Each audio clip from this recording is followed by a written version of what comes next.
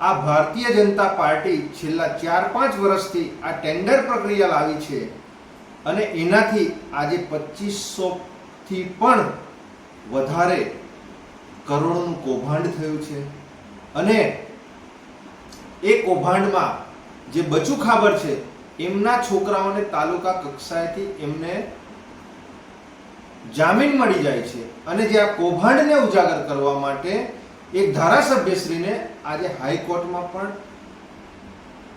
જામીન નથી મળતા. તો અમારે ભારતીય જનતા પાર્ટીના ધારાસભ્ય સાંસદ સભ્યશ્રીને કહેવું છે કે તમે સરકારનો જે પરિપત્ર છે એ પરિપત્રનો ઉલ્લંઘન કેમ કરી રહ્યા છો? તમે કેમ જે ગ્રામ પંચાયતો છે એ ગ્રામ પંચાયતોને 5 લાખથી નીચેના કામનું જે પણ કોઈ વિકાસના કામો આવે છે એ પંચાયતને સુપ્રત કરો કે જેથી કરીને આટલું મોટું જે કૌભાંડ છે એ કૌભાંડ ના થઈ શકે. આજે ભારતીય જનતા પાર્ટીના નેતાઓને અમને ક્યાંક ને ક્યાંક એવું લાગી રહ્યું છે કે જે 100 રૂપિયા આવે છે એમાં 100 માં જે 60-40 નો રેશિયો છે એ 40-60 નો રેશિયો એમાં ધારાસભ્ય સાંસદ સભ્ય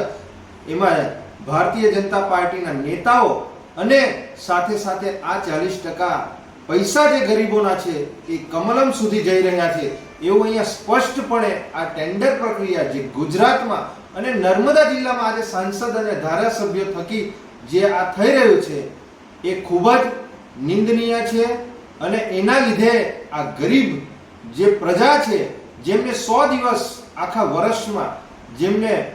આ મનરેગામાં રોજગારી મળતી હતી એવા લોકો પર આ તરાપુ મારવાના ધંધા આ ભારતીય જનતા પાર્ટીના નેતાઓ એમના ખિસ્સા ભરવા માટે આ સમગ્ર કાવતરાઓ કરી રહ્યા છે.